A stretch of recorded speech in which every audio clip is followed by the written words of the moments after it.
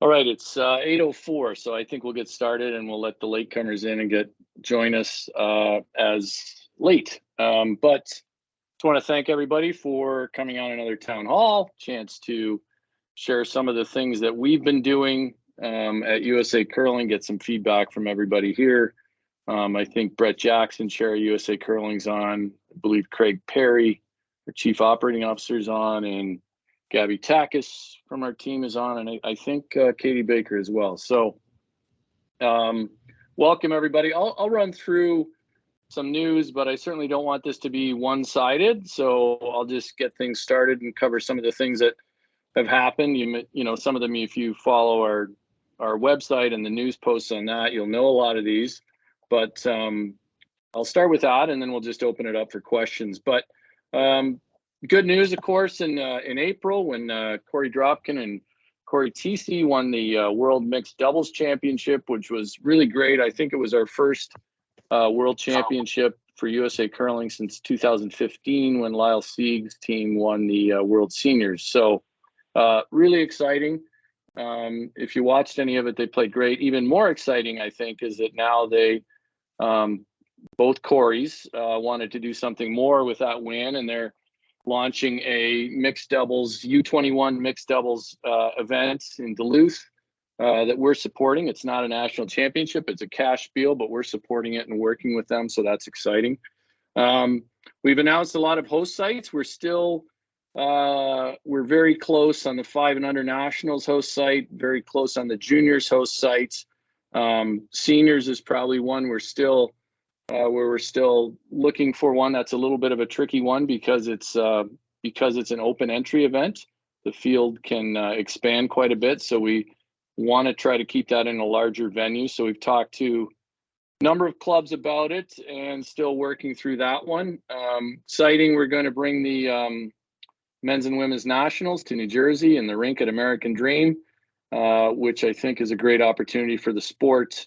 And, it certainly lines up well with us exposing people to the sport. The financials around the event are good for us, so that's exciting. We released qualifying procedures today, trying to get ahead of that, further ahead than in the past. So that's up on our website. We had a Safe Sport audit. They audit an event every year, so they audited the U21 Junior Nationals at Broomstones. And thanks to our events director, Aaron Kaler, and our chief operating officer, Craig Perry, we did very well at that audit. Of course, no audit has no suggestions. So they had a few suggestions, mainly related around things like verbiage on our signage, et cetera. But that also, if you got an email from Safe Sports from me recently, that's part of that process as well. So, but really happy with how that went. And thanks to our team and the team at Broomstones for doing really a good job. And actually, it wasn't out of the ordinary. It was what we typically do. So it wasn't like we ramped it up just for the audit. It's good to know that we're doing good things on that front. 5 and under nationals for if you're a Bonspiel convener or you know one, I want to make sure everybody knows that the applications to be a qualifier Bonspiel for next year is open. And I think there's a number of spiels out there that are usually qualifier spiels that haven't applied yet. So get on that. You can find the link to that on our website in the news section. Athlete Outreach Initiative, we've already booked 2 dates for that. Denver, and I think Ben Richardson's going to Denver, and I believe John Landsteiner is going to the McCall Curling Club in Idaho. That's an arena club out there. So that's been exciting. We had good conversations with clubs about how to plan days around those. We had our Paris selection camp and our talent ID camp, named the team for that. We've added an independent director, treasurer, and a secretary on our board. So the independent director is Paul Wilson, who spent a lot of time, was headed up NBC's Olympics ad sales. So he's been a real help to us on the business side so far. We've added Craig Perry as chief operating officer. Dick Dawson is the secretary of the board, and Alexis Confuso is the new treasurer at USA Curling. So they're all coming on board. We are working on at-large playdowns for next year. And I'm going to touch on the membership model in a moment. But for the moment, we are operating as if we need to run those at-large playdowns next year. So we think we have a site for arena nationals at-large playdowns, and we're working on the other ones for at-large at the moment. But we really have to work on 2 tracks with that. You know, I'm not exactly sure how things will shake out, but I'll end before I throw it open just on the membership model. I think our volunteer committee, the ad hoc committee, did a great job of first soliciting feedback and then turning it into recommendations for the board.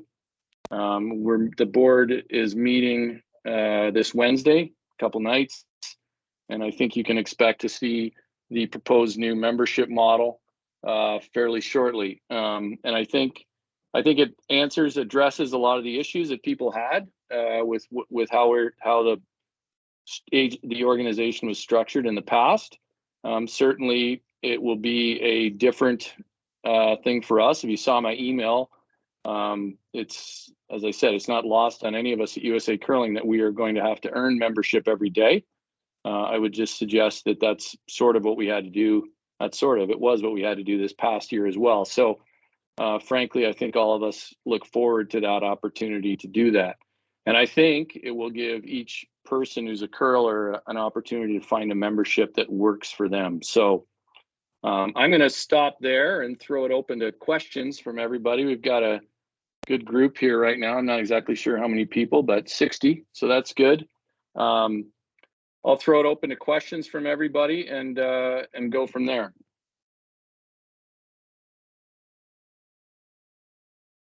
Or I killed the room. I will add too, I want to add one thing just before we get started, that about a year ago, I said that I was on a podcast and I said that Gwen Cralo and Peter Lyons weren't members of USA Curling.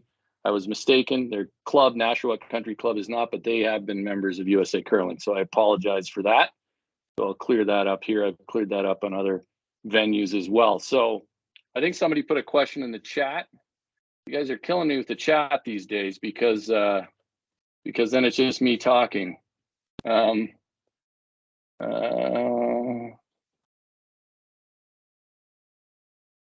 Yeah, Bo asked a question when he looked at the audited financials from 2022. Those are up on our website, and so that's of course the year before the one that's ending now. Predates my time and most of our staff's time, and he has a question about travel. And I do think, Bo, that's probably an area where we will save money going forward. I know our travel expenses weren't as much in FY23. So I'm pretty confident. Bo's question was, will USCA be able to cut down on that number going forward? Yeah, we will make that as efficient as possible. One of our goals is just what we call operational excellence and operating as efficiently as possible. We do want to have things like staff at national championships. We think that's important at all our championships. But there are certainly lots of places we can save on travel, and we'll continue to find those ways. Let me see, could you please speak on any progress in developing a mixed doubles club nationals? Club nationals exist for other formats and designations. Yeah, I know, Michael, I think we've traded emails about this. I would love at some point to see a mixed doubles club nationals. I'm a big believer in running more championships instead of fewer. I think in this coming year, it's not going to happen, but I would like to see it in future years. A few things have to come together. We have to think about a format, a qualifying process, and of course find the right host venue. So would be a great event. You know, we only have club nationals really, exist for other formats and designations. There's really only club nationals for 4-person curling at the moment. But certainly mixed doubles club nationals, if we can identify that there's interest out there for it, something I'm most interested in pursuing.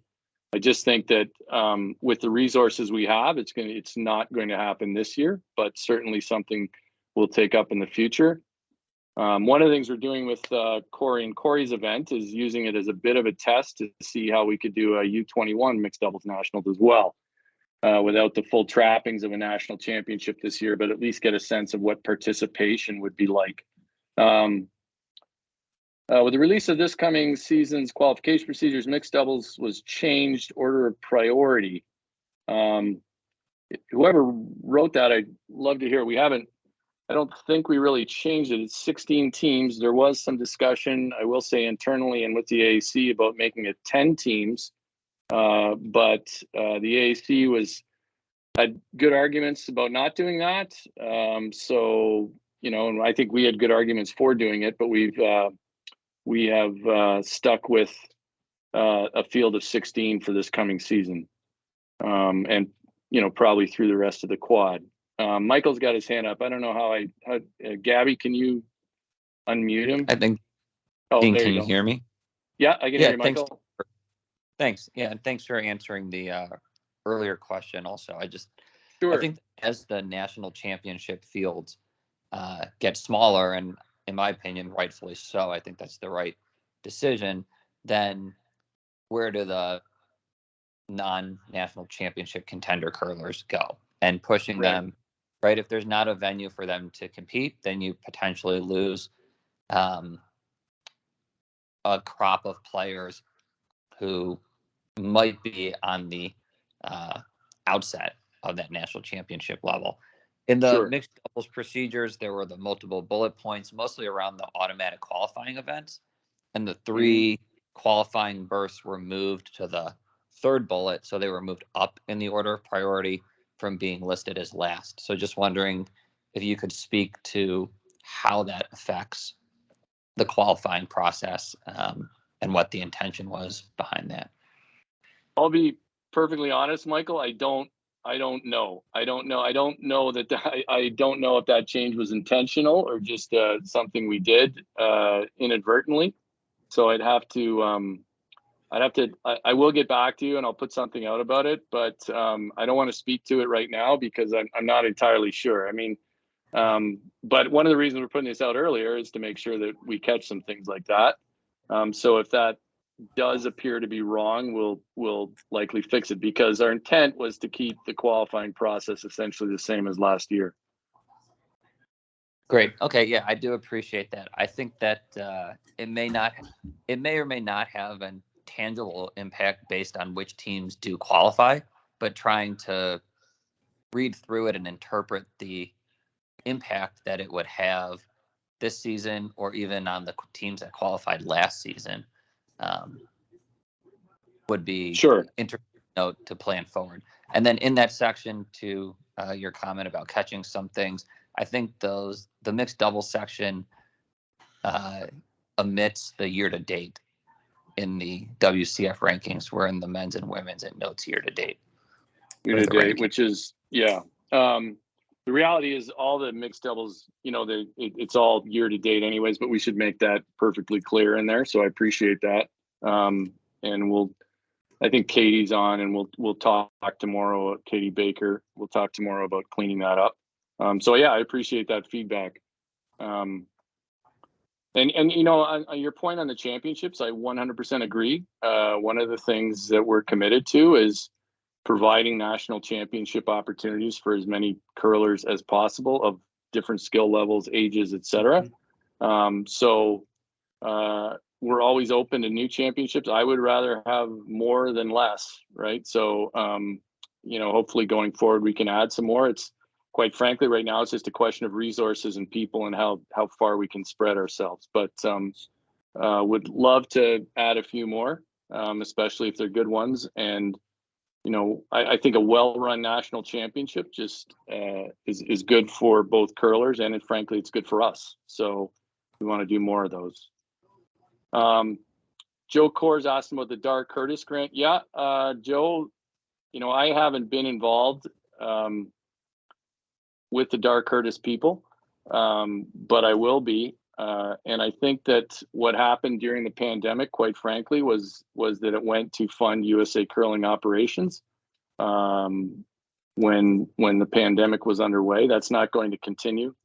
We will be using that money to fund, give grants to curling clubs, etc. So 100% transparency. I know that's that's what it was used for. That was what some other organizations apparently did as well. But now that we're past that, we can return to making that something other clubs can use.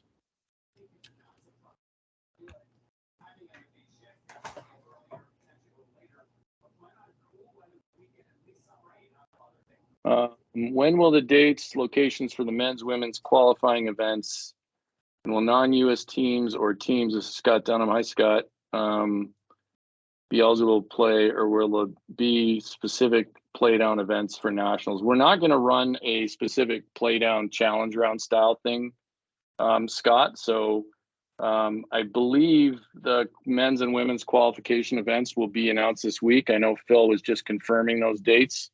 So the two U.S. events will be announced this week.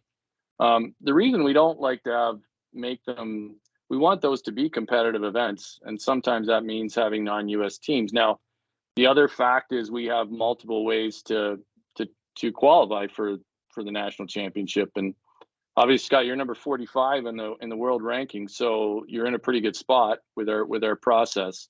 But we don't want to be in the business of running play down events a ton, because for one thing, I think it competes with Bonspiels and other events. I'd rather see if we can help develop a more robust World Curling Tour. Well, it's not the World Curling Tour anymore, but a more robust tour circuit down here, instead of adding play down events that are another weekend or another number of days for teams to compete in.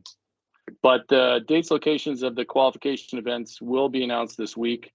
Phil was just confirming those at the end of last week.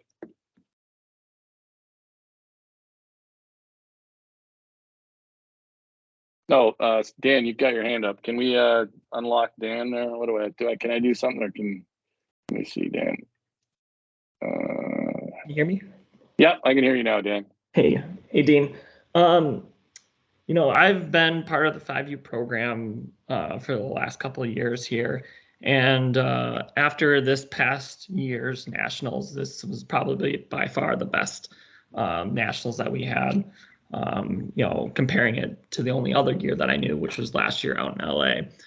Right. But the bigger question that I have is, what are the rule changes or the plan changes that you are going to have for this next year, specifically kind of around qualifiers? Because I know that there were some issues with some of the qualifiers, juniors being in it, some Canadians being in it. Can you speak to any of the plan changes that you're going to make? Yeah, well, I think we are going to have, we don't want to have, look, the 5 and under nationals is a 21 and over event, so we don't want to have situations where spiels have junior teams in them that win the spiel and upset how it works. It does need a bit more thought, to be perfectly honest, Dan, but I would imagine that we have that squared away by July 15th, which is when we will have our roster of qualifying spiels. As we select those qualifying spiels, we will discuss certain rules around how those spiels need to be run. So if some spiels don't want to do that, that's fine. But I also don't want to impose too much on 5 and under Bonspiels, because they're really popular, and I want them to be able to run in many ways like they have. So we don't want to impose ourselves too much on those conveners, but we do want to try to have some standards to make sure that it's fair across the whole spectrum. That said, there are always going to be some variables in it, right? For one thing, we want to have geographic distribution. So there will always be some 5 and under Bonspiels with smaller fields that qualify a team, because there's no other 5 and under Bonspiel qualifiers in that area. So it's never going to be perfect for everybody, especially guys like you in Wisconsin. So, but you also have more events to play in and more chances to qualify. So we'll continue to work. I know I got your email, Dan, and I'll follow up with you on that as we develop some more thoughts on that. Thanks, Dean. But fair points all around in your email. So Jake Feldman. Gabby can unlock. Hi, Dean. Hi, Jake. Hey, how are you? Jake Feldman from Portland, Oregon. I'm forming a team for juniors this year, but I don't know when the heck the junior qualifier schedule will be out. Could you update me on that? Yeah. So last junior qualifier event was just confirmed today, so that'll go out this week as well. So we're going to have 6 qualifier events. I can tell you where they're going to be. It's going to be Broomstones, Madison, Fargo, Rock Creek in Denver is the new one. Eau Claire, and what's the one I'm forgetting? Oh, and Blaine. Four Seasons will be the final one of the year and the Tour Championship. So the dates of the ones on there from last year will remain the same. The Rock Creek one replaces Triangle, not because I love the Triangle Club, but to Derek Corbett's credit at Triangle, he said, it's not the end of the world if we don't do it because we're still developing a junior program. And we wanted to get one event further west. So since you're in Portland, that's a little further, a little closer for you, but the Rock Creek one will be in February, and you can expect to see that schedule out this week as well. Thanks.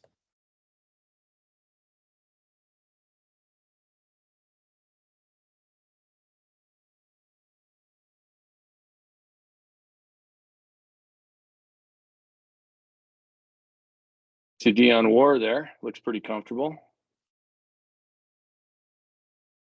Well, if nobody else has got a question, I have a.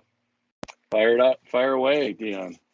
I just wanted to thank USA Curling for trying to get at-large more representation, even though I'm aware from my club's president that the meetings of the at-large clubs didn't go so well. It was like herding cats in a short period of time to get them to, to try to go through creating a region. But I do appreciate that it was an opportunity at least. But yeah, I will say it's that probably not going to happen. Brett and the board had only the best intentions there, right? It was a board initiative to give clubs in at-large a voice. Now the reality is we're launching a new membership model that will impact governance, that will impact a lot of those things. So I think what we heard was that maybe this isn't the time to do it, which is fine. Frankly, I think we'd rather focus on putting this new membership model out, having good conversations about that, and moving forward from there. And I think that then some of these other things get resolved. Hey, Jake, no site on U21. We offered it to Broomstones again, and they're going to tell us shortly whether they will take it on or not. And I'm not trying to pressure them in any way. They're a great host last year. If they want to take it on again this year, they can certainly do it. We do have another club that would step in this year if they don't. And if Broomstones does do it this year, we'd probably go to that club in 25. So again, hopeful to announce that as soon as possible. We've really pushed pretty hard on trying to announce championship sites as early as possible. But the reality is that, clubs have schedules too, and boards meet at certain times, and clubs are busy these days. So, but we should have news on those remaining 3 for 24 shortly. And then we're going to keep pushing to get 25, 26, including our Olympic trials dates and host site resolved. Jane Sharp, who's done a great job leading the Arena Club working group, mentions here the arena ice making session next week. We have that next Wednesday, I believe, the 21st. And that's going to be led by Sean Olson, our head ice tech, and Lauren Rich. If you don't know Lauren, she's probably on the call because she's curling obsessed. But Lauren is also a member of Sean's ice crew, but started making ice at Silicon Valley as an arena curler, and now makes ice in Portland. A lot of the information they got that they've gathered has come from the Arena Club working group. So there's good stuff on that we're going to be sharing on our content platform shortly. I'll be perfectly honest. The biggest holdup on the content platform right now is that it has an app with Apple, and there's an old USA Curling account that was created, and we don't have access to that yet. So once we have that, we can really load up that platform in the app, and we'll have information there. Derek, yeah, the mixed doubles nationals qualifiers will be the same. Rock Creek, Charlotte, and Madison. With the 16-team field, that will stay the same. But I would suggest anybody, we're going to make the ice making sessions regular. We're also going to add some more things about club operations. Some of it's specific to arena clubs, some of it's specific to dedicated ice clubs. But I'm confident that this arena, the arena ice making session will be a great one. And Sean and Lauren are really looking forward to it. Jonathan Lee has his hand up. Hi, Jonathan. How are you? We'll get you unplugged here. Yeah, I can hear you now, Jonathan. Question about 5 and under. I noticed that the things that released today shows the eligibility chart based on calendar year, but last year was based on season. And I know that the cycle of how, I guess, the whole qualification is based on season. So it's possible to age based on that. Some people can age out if they take a break and then age out after 3 seasons of playing. Hey, Jonathan, this is like an ongoing, because I get it both sides this way. Some people want a calendar year, some people wanted the seasons. So I'd love to have a conversation with you offline. I want to make it as fair as possible, but we got feedback last year that the season thing wasn't right. So we went to calendar year, and as soon as, of course, we put that out today, I saw feedback on it. So let's have a conversation about it and make it as fair as possible. So, if you want to send me the chart that you think would work, I'd be happy to look at it. So, and probably use it. But we did have feedback both ways. We had concerns this year. People were confused about the season.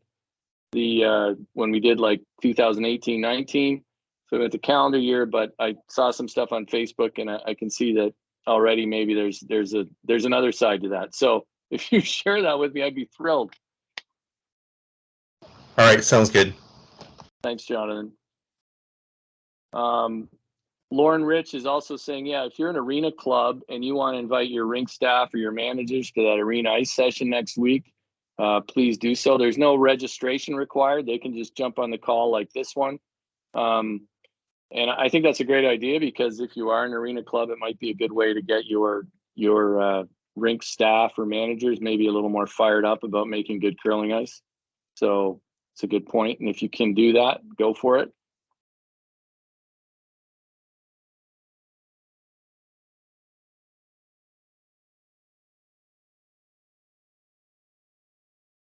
I will make a pitch here too for anybody who's on the call.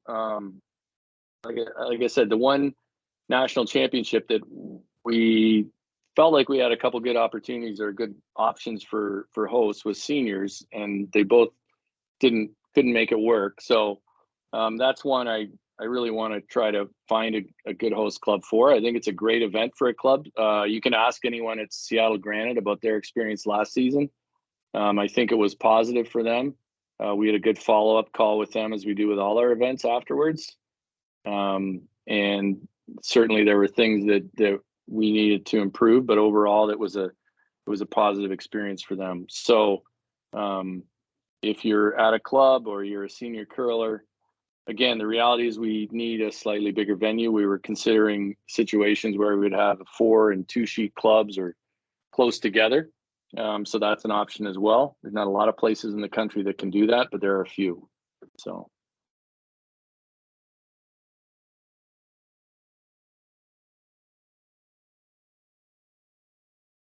Dean, there's one question in the chat asking any change to the TV broadcast landscape? Yeah. Thanks, Gabby. So not that, I wish I had news to report right now that we're going to be on ESPN every weekend next year, but I don't. But we're working at it because we do recognize that, we need to have our events probably on a linear network or at least a larger streaming service. I was thrilled with the job that Curling Stadium did last year. Hats off to John Benton and his crew. They did a great job, but we recognize that what it appeals to is our core curling community. And we want to get curling in front of more eyeballs, including people who only watch it during the Olympics. It's our flame to flame strategy is to get more people watching in between. We do think that this location in New Jersey, just outside of New York City, probably presents some opportunities that could be positive on that front. I will say, Michael, just like anyone else, I want to see more curling on TV too. It's my favorite thing to watch on TV. So I would like to see it on all the time. The reality is with niche sports like ours, you have to really you have to be able to deliver ROI for somebody or find a sponsor that sees ROI. A lot of people will say to me, well, how is cornhole on TV? And I probably would have the same question. But what cornhole has is one sponsor that underwrites the programming. So they basically buy the programming. Johnsonville buys the programming through their sponsorship. So the idea that somebody's going to pay us rights to broadcast our championships or our events, that's unlikely. But a sponsor deal like that is more likely.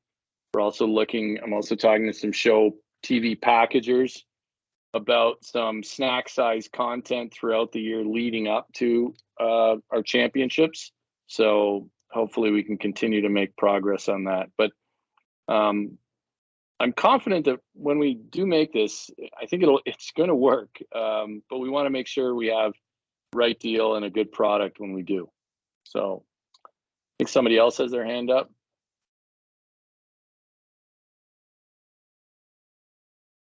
Yeah, I'll give you a break from talking. Thanks, Eli.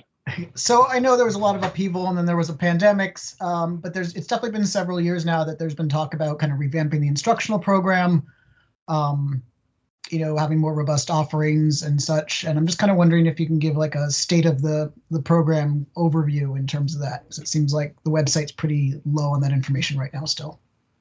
Well, we did offer up whenever we had instructor clinics last year. It was posted on the site. Matt Shiner and Don Wade and Michael Barr have revamped the level 1 and level 2 instructor content and programming. So they've done great work on that. So we have an updated version of that. In concert with that, and one of the reasons Craig Perry came on board is we're going to be working on some coach education. I think sometimes we have tended to confuse instructor training with coach education, and we think they're quite different. Our instructor education has always been there, right? We've continued to do it in level 1, level 2 instructor training, but it's not coaching, and we have not had coaching, quite frankly, Eli, and we need to develop that educational series, and we're going to. And hopefully by the start of this curling season, we'll have platform for that and content for that. It does take a bit of time, but working with Phil and Katie and Craig, I look forward to having a more robust coaching guidelines. If you have other questions on the instruction side, I'd love to hear them. We do have, I know Jenna Bercheski is booking a lot of level 1 and level 2 clinics right now. We've expanded our group of course conductors, so we have more people in more places who can lead the courses. I think Sandra McMakin's on the call too. She's going to do some of that.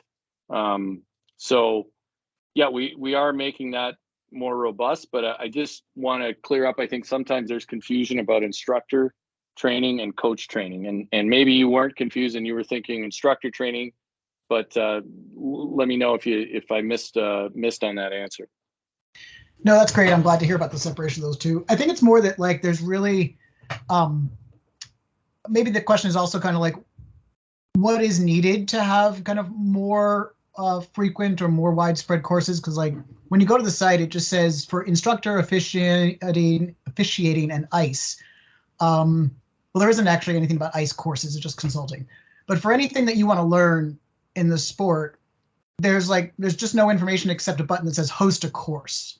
And so I don't know how dependent this all is on whether clubs host courses and like how we make it appealing for clubs to host. And also, is there any way to ever have any information on the site? Like, here's the manual for the level 1 instructor. Here's the level 2 officiating manual. Like things you can kind of be like, oh, is this for me? Like just anything besides please host. Yeah, no, those are good. That's good. Those are good points and a failing on our part for sure. We will add, a lot of that is destined for the content platform in terms of where that's going to live. But yeah, I mean, in terms of the hosting part of it, we do have a pretty standard agreement with clubs that want to host, and they just simply say we'd like to host a level 1 or level 2 instructor course. We find the right course conductor, and we set it up with them. Jenna does a good job of that, much better than I did when I was in charge of curling development. So, but yeah, I'd agree with you. It's too hard to find right now on our site. I will add that to the list of things that need to be more accessible. I don't disagree with you. And again, I think a lot of this lives on the content platform in a way that will be accessible and valuable for members. Awesome, thank you. I'm making a note on that too, so.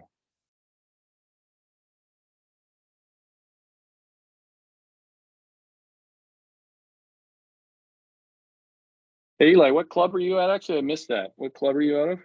Brimstones. Well, Brimstones, Ardsley, and Colonial.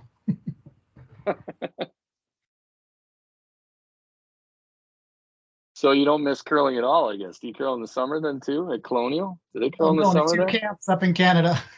Oh wow! All right, so you're all in. I love to hear it, Eli.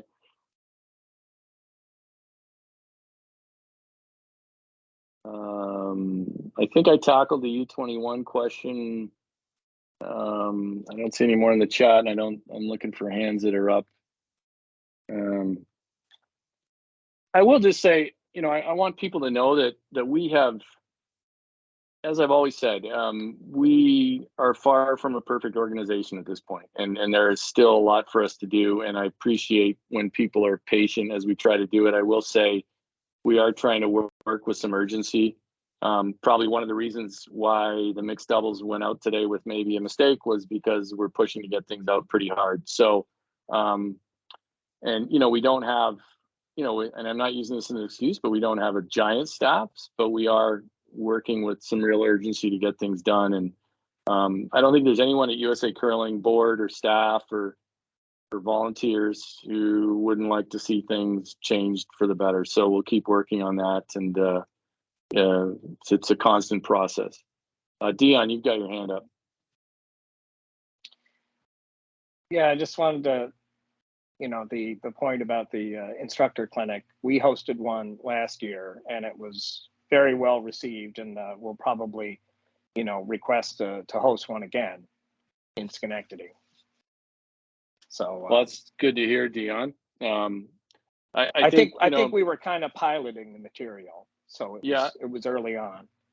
We did revise the deck, not dramatically, but we did revise the deck. I know just last weekend in Arizona, they used the new decks.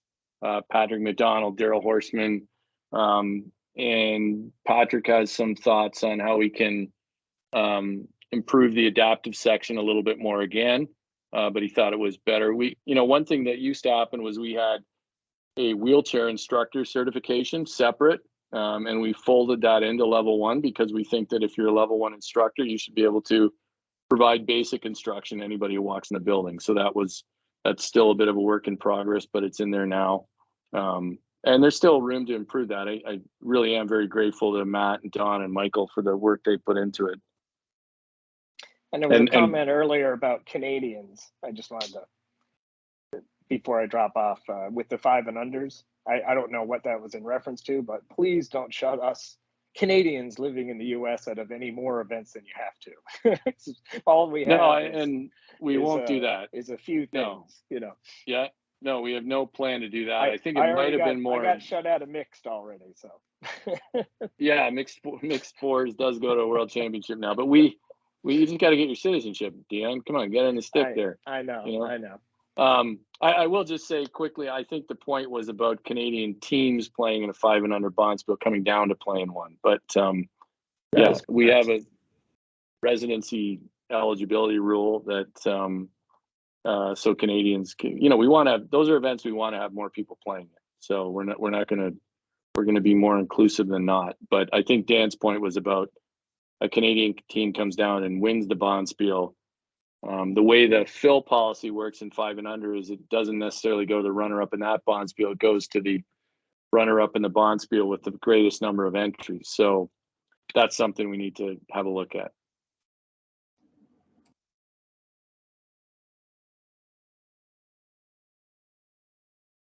Yeah, Eli's talking about poaching Canadians. I know, I think your Club Nationals team had some Canadian expats on it too, did really well, and were the at-large representatives last year.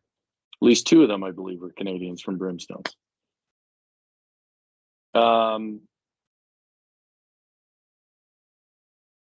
Sent those. I wanted to go to those in Colorado.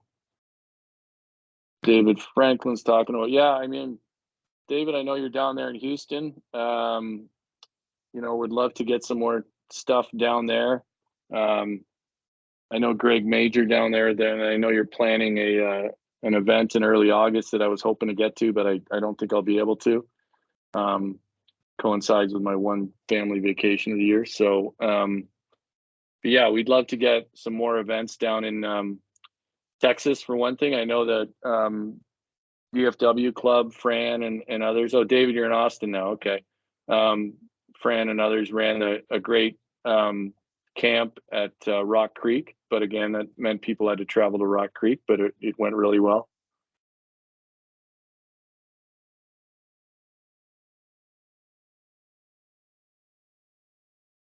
So you're in. I'm convinced that we in Texas we will have 3 dedicated ice clubs before too long. I know the people in Houston say it's both a source of pride and embarrassment that they're the oldest arena club in the United States. I think it's 50 plus years.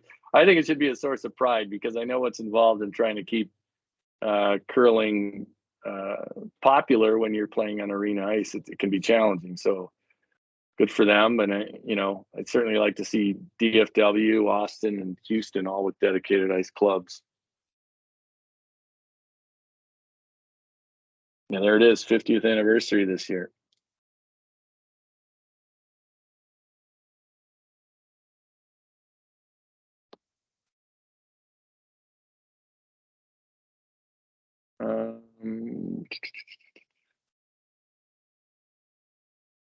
Yeah, Jane mentioned if you are an arena ice, if you're a club that curls on arena ice, we can adjust the schedule and the content so that you're not, you know, we know there's costs involved with using your ice. So we have adjusted it so maybe there's a little less time on the ice, or we compact it so it's only on, you're only on the ice for one solid block versus a typical level 1 instructor class. You are on sort of at 2 separate times. So accommodations can be made. So don't rule it out if you're an arena club. And, you know, the memo of understanding we have with clubs actually incentivizes clubs to make money from the event now. So there's a flat fee. And then beyond that, there's an opportunity for clubs that register more participants can make it, can actually make money from the event. I think Jane had her hand up.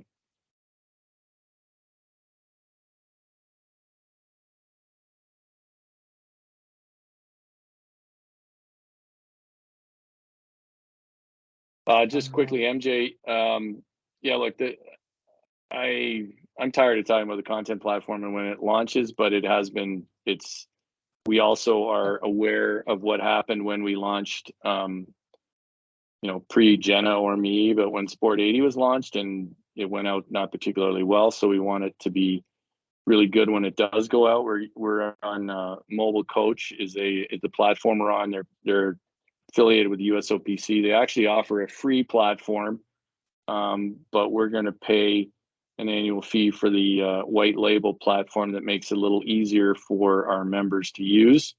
And it's not on them right now in terms of getting it launched. Much of it has to do with integrating it with both Sport 80, My USA Curling, and then the app and the frustrations we've had with Apple. I think I was on the phone with Apple for a little while the other day and had to lie down afterwards. No, but it was pretty frustrating. Jane, go ahead. You've got your hands up.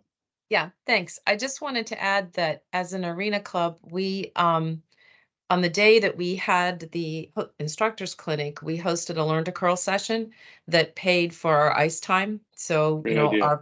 Our people that had already been through the clinic held the learn to curl, and then the instructors. So we had a couple of sheets for just for the clinic and a couple of sheets for learn to curl, so that didn't become it became the cost was covered. So that's one way to think about doing it. Yeah, I think that's a great thought. There's always creative ways to use your ice time to bring in revenue. I was just on a call last week with no, MJ Mobile Coach won't only work with Apple products, it's also an Android app. And it's also just a web platform. I was on the phone with Neil Pfeiffer Friday, I think, who's the president at Charlotte. And we're actually going to do a little profile on what they did last year. They started running 1 hour learn to curls, which I'm a big believer in, and they were really successful with them, and ran a lot of people through and generated a lot of revenue for the club. We actually have a 1 hour learn to curl guide for anybody who wants to do that. It's not, it's all about, I love 1 hour learn to curls because I think it's not quite enough time for people, so they want to come back. They go out, you can teach them how to play, quickly play an end or two or a half end or two. And by the time they're done, they're not tired and sore. They would like it to be a little bit longer. So it's part of what I like about 1 hour learn to curls. I know some clubs have tried them and haven't been, gone back to their old, or they've tried 90 minutes. But certainly part of probably a discussion we'll have in this kind of forum on overall club operations and different ways that clubs are doing it. Neil's a great guy. I'm sure if anybody on here wants to talk to him about what they did, he'd certainly take your call.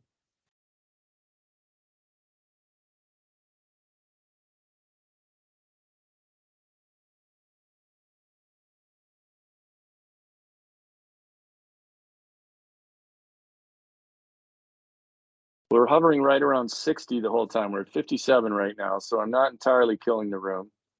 But Dan, I think Dion will be just fine. I don't think he's going to be too offended by your comment about Canadians in the 500 nationals. Knowing Dion, they'll roll right off him. So, but appreciate that. For anyone that doesn't know, Dan was the 500 national champion, skipped his team to the 500 nationals win in Hibbing. So, yeah, he's. I don't know how much longer you have, Dan. You're gonna have to think about getting out of 500 shortly, I think. But 1 more year, 2 more years. But I will say I was at the. So was Craig Perry. Craig Perry and I were at the 500 nationals in Hibbing this past April, and I was really impressed with the level of play. So hats off to all the 500 curlers who are putting the time in, because I saw some great curling, and it was exciting to be around it.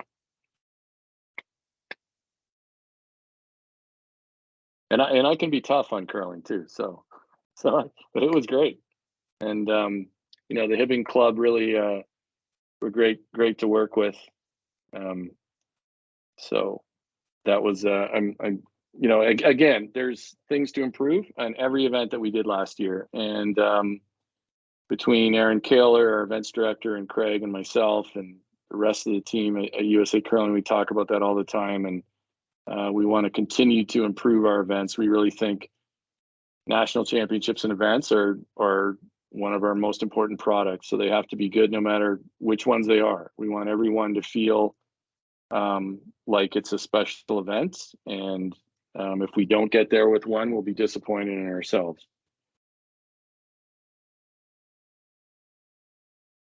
All right, we're at 8:53. For anybody who remembers the first town hall I did, I think it was about 2.5 hours. So I'm happier that, I'm glad I love doing them, to be honest. I'm glad we don't have enough issues that it's 2.5 hours right now. Not to say there's not things we're still trying to improve, but the first one was, I think, about 2.5 hours.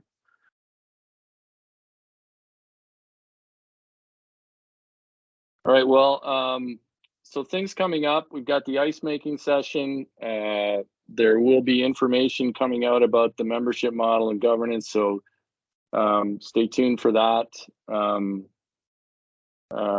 Our merch, Gabby Takis is on this call here. Gabby started with us in member services and has been a great addition to our team. She actually, somehow we convinced her to move from the Bay Area to the Twin Cities.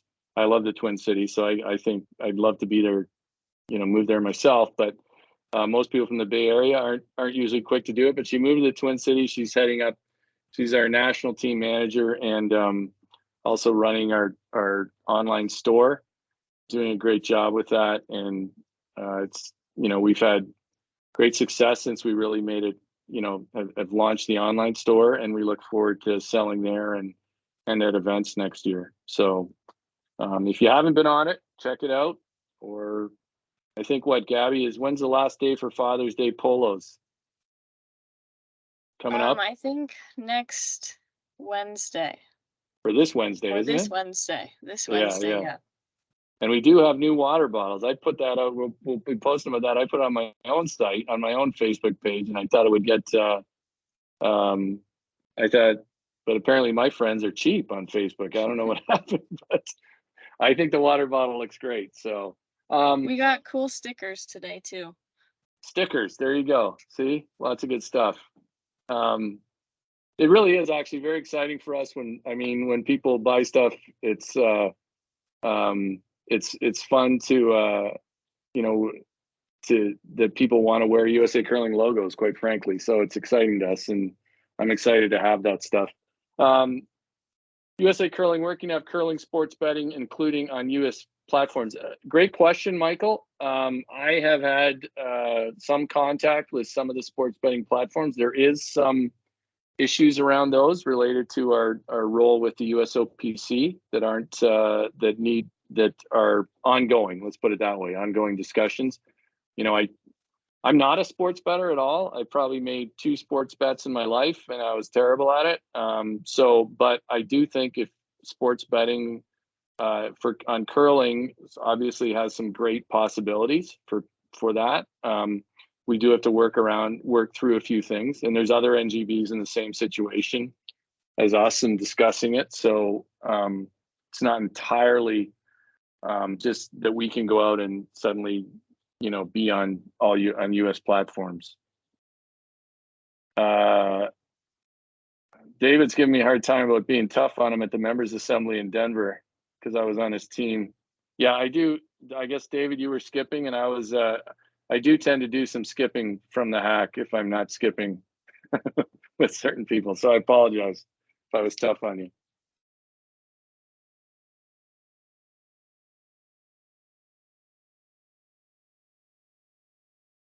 Oh, you said I don't skip from the hack. Well, there you go. I was trying to be nice to you, actually, David. Yeah, would love to catch up sometime. I would love to get a trip to our Texas clubs.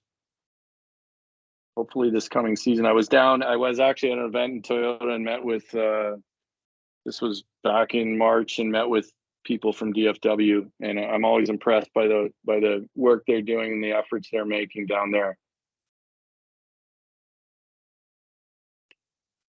So 8:57. I think I've pitched the merch as hard as I can. Like I said, I appreciate everybody's time. Our staff emails are available on the website. So feel free, everybody, to connect with us. We try to get back to everybody, and I appreciate the passion for the sport, quite frankly. As I said in my last email, I found out this past year just how much people were willing to lean into making our sport better and this organization better. So it's appreciated, and obviously people on this call fall into that group. So, and I've made some notes, and so a few of these things we'll cover in this coming week, or there's a few things that we need to regroup on. Part of the reason why I like to do these. And we'll keep doing them. We don't really have a strict schedule for these, like as if it's going to be every month, but we do like to do them when there are things to discuss. So they will happen regularly. Thanks, everybody.